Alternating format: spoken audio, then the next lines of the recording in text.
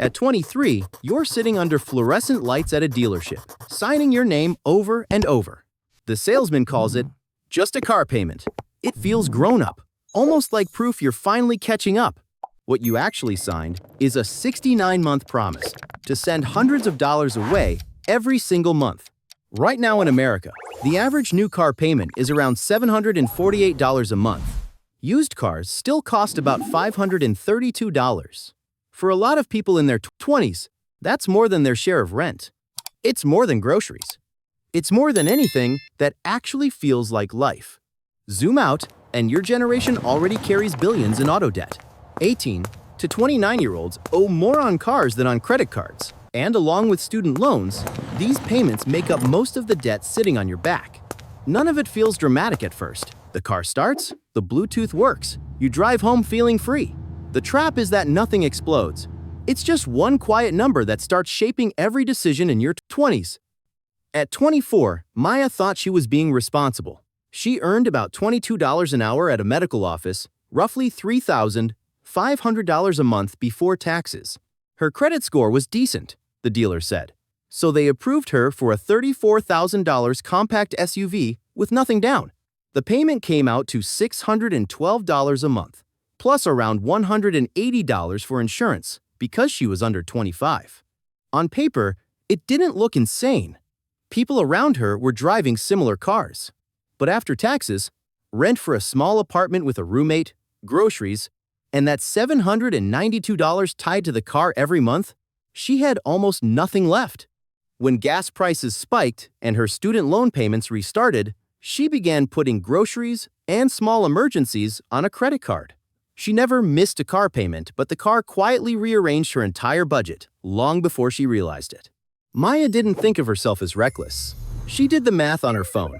$22 an hour, around $3,500 a month before taxes. Her new SUV payment was $612. Insurance, because she was under 25, came out to about $180. Gas hovered around $120 a month when prices were normal. On paper, there was still room for rent, groceries, and a little bit of life. But after taxes, her take-home was closer to $2,700. Average rent for a one-bedroom in many U.S. cities now lands around $1,400 to $1,600. Split with a roommate, her share was about $800. Add the car. Now she's at $1,600 locked in every month before food, phone, student loans, or emergencies. Nothing about this looks dramatic. This is exactly how it's supposed to work. That's what makes it dangerous. Most people in their 20s don't get trapped by a yacht or a mansion. They get trapped by one normal decision that quietly decides what the rest of their paycheck is allowed to do. Underneath that one number on the contract, three forces are working quietly: the price of the car, the interest rate, and the length of the loan. In the last few years, interest rates in the U.S. climbed fast as the Federal Reserve tried to slow inflation. The federal funds rate sat above 5% for much of 2024, one of the highest levels in decades. Auto lenders layered their own risk and profit on top. New car loans often hovered near 7% APR, and used car loans could reach double digits for average credit scores. To make the monthly payment affordable, dealers stretched loans to 72 or even 84 months. That lowers the payment, but it also means you're paying interest for 6 or 7 years on something that loses value as you drive it. At that point, the car isn't just transportation. It's rent you pay to a bank for the right to keep going to work. So how do you know when a car payment is quietly stealing your 20s? It doesn't announce itself. It shows up as patterns. You start moving paydays around in your head.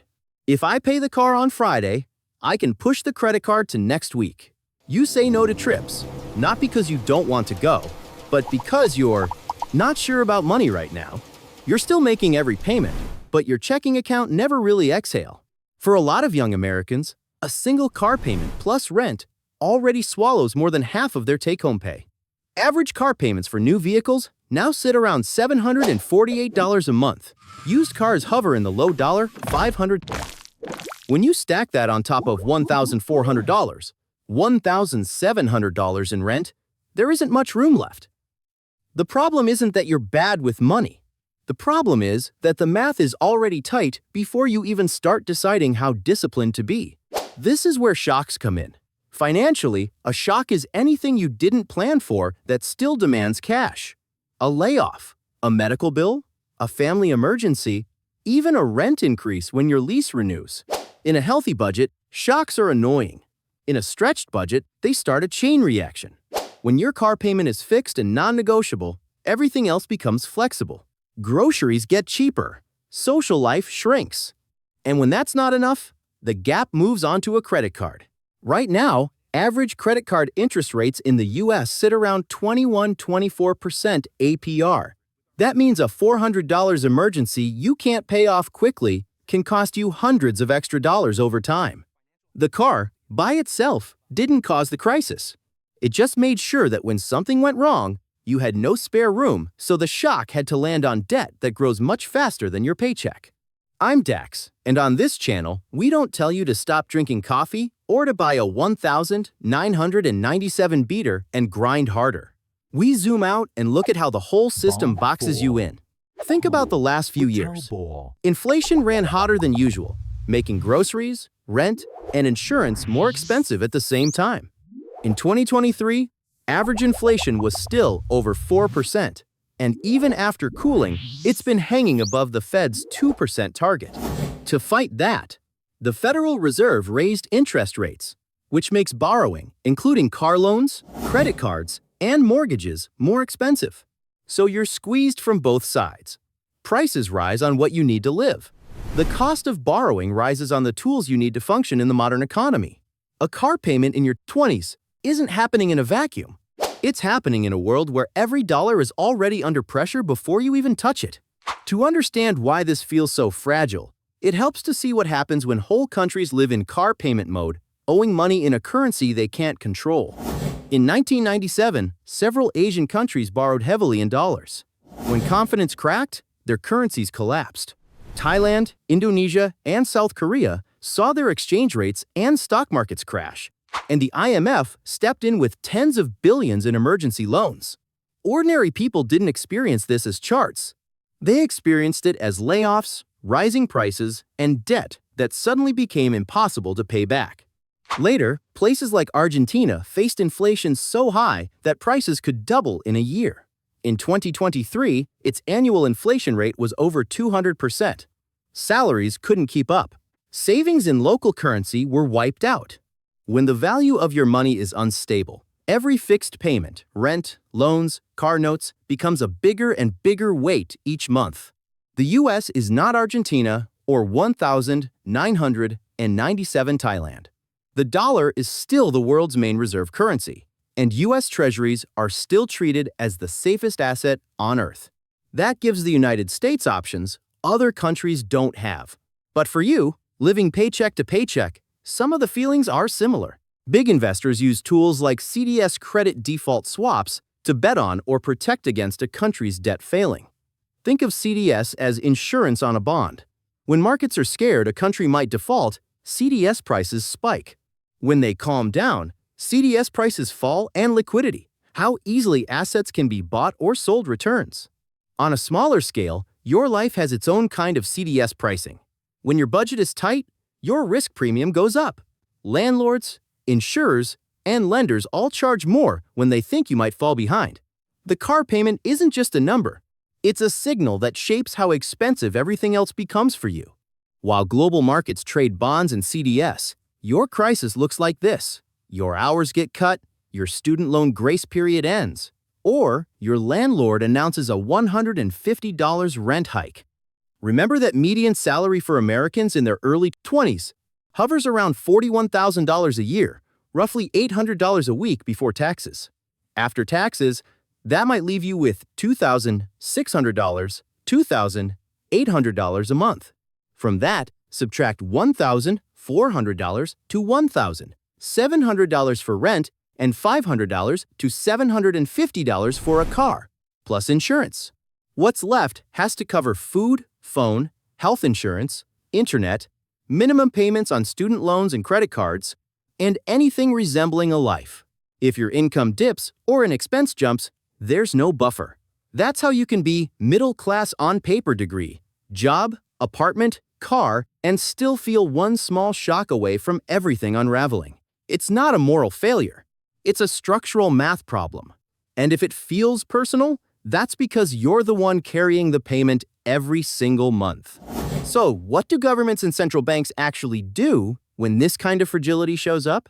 In big crises, the playbook usually looks like this: provide liquidity, stabilize confidence, then slowly tighten again.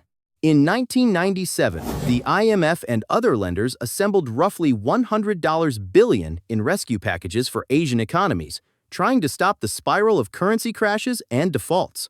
In other crises, central banks cut interest rates, buy bonds, and promise to stand behind the system so credit keeps flowing.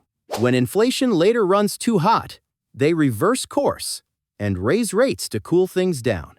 On this channel, my job isn't to turn you into a macroeconomist. It's to show you the link between those invisible decisions and the moment you're sitting in a dealership, signing a 72-month loan. Policy sets the water level.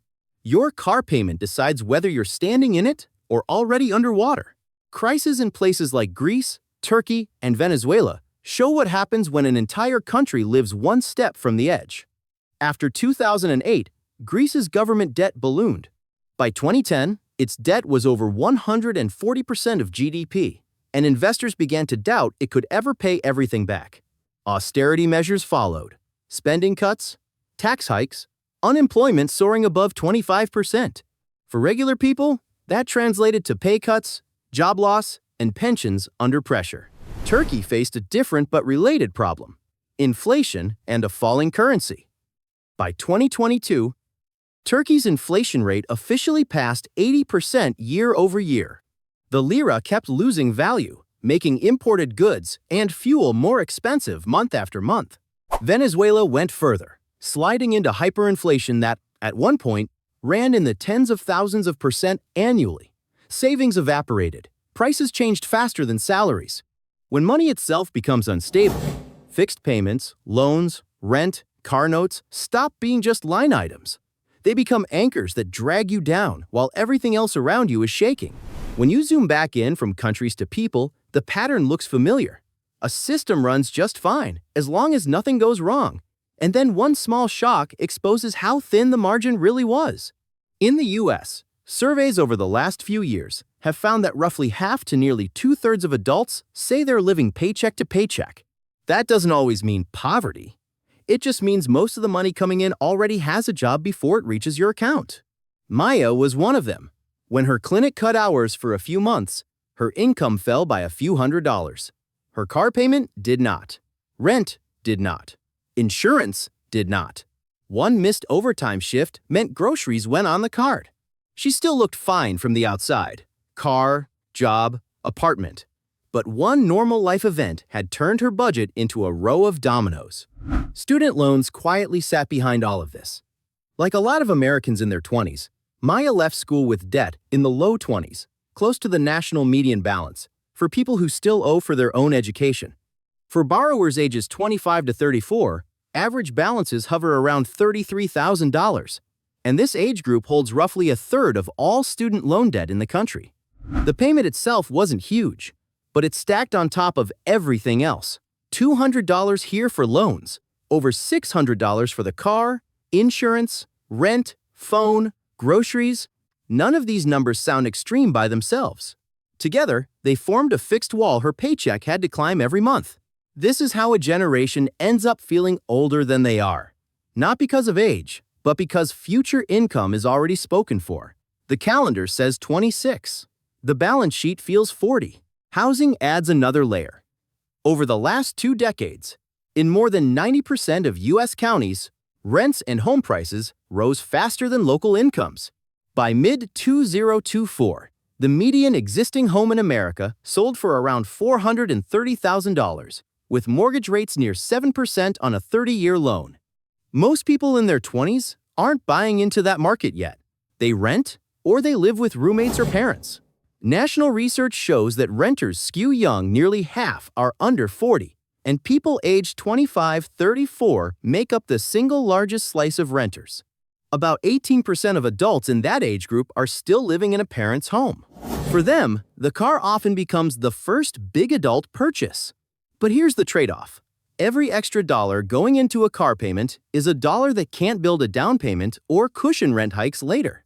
The car you buy at 24 can decide when or if you ever feel ready to buy a place of your own.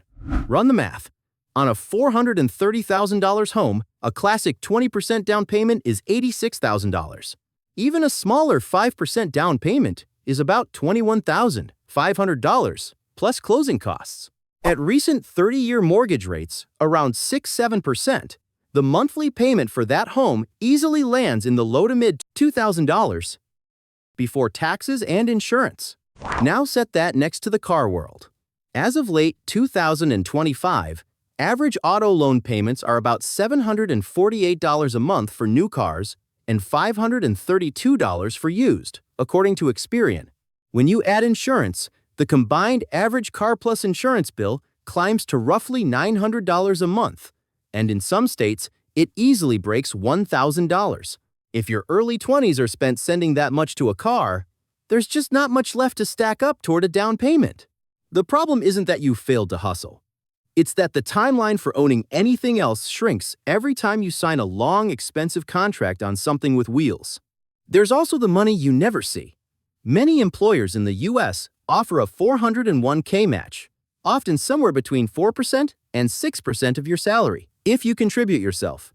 In 2025, typical workers who participate contribute around 8-10% of their income, bringing the total savings rate with employer match to roughly 12-14%. For someone making $45,000 a year, a 5% match is over $2,000 of free retirement money. But you only get it if you can afford to contribute your part. When fixed costs like rent, car, and loans squeeze your budget, the first thing many people cut isn't streaming or coffee. It's retirement contributions, because skipping them doesn't hurt today.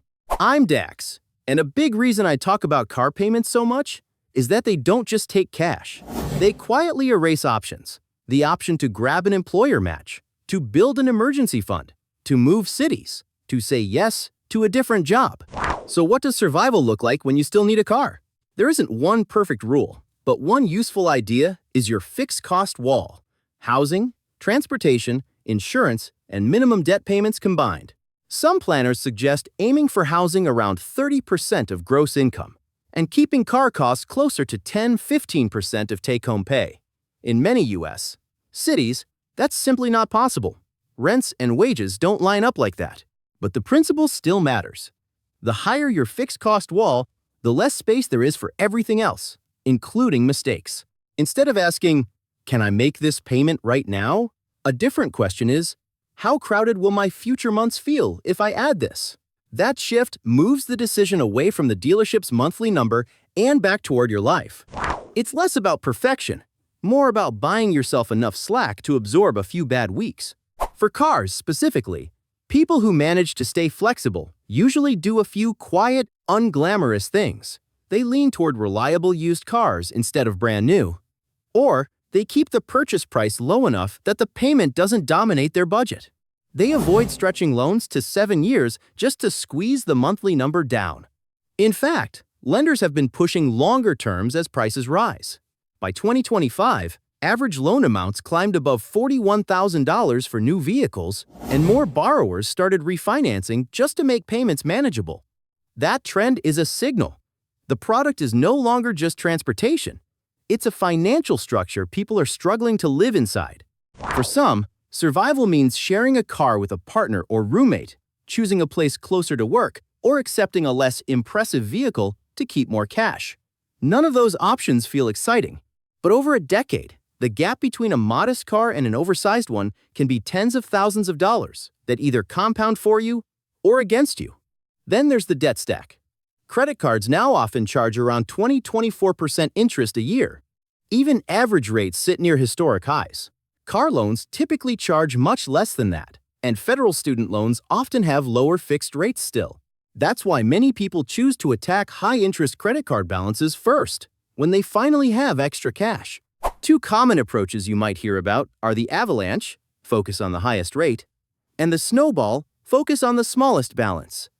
Neither is magic. What matters is that once your fixed costs are stable enough, some piece of your income starts flowing toward shrinking debt instead of just servicing it. None of this is individual advice. Your life, your health, your family obligations all change the picture. The point is simply that a heavy car payment makes every other problem, especially high-interest debt, harder to close out. It keeps you on the treadmill longer. There's also the emotional side. In the US, cars aren't just tools. They're identity, independence, sometimes even safety. Advertisements promise freedom on an empty highway, not traffic on the way to a second job. If you grew up without much, that first nice car can feel like proof you've stepped out of scarcity. Letting go of that, or choosing something smaller on purpose, can feel like moving backward, even when the math says you're buying back breathing room. That's why shame-based budgeting advice usually fails. It attacks the symbol without respecting what it meant to you. On this channel, I'm not here to judge your car. I'm here to help you see the total cost of holding on to it in money, in options, in mental bandwidth. Once you see that clearly, you're allowed to decide that it's still worth it, or that, quietly, it isn't. You can't control inflation. In recent years, prices have moved in ways even economists struggle to predict, with annual inflation swinging from over 4% in 2023 down closer to 2.7% by late 2024-2025. You also can't personally move mortgage rates or fix housing policy. What you can influence, slowly, is how many future hours of your life are already sold. Every long fixed payment car, loans, rent, is a small contract about your time.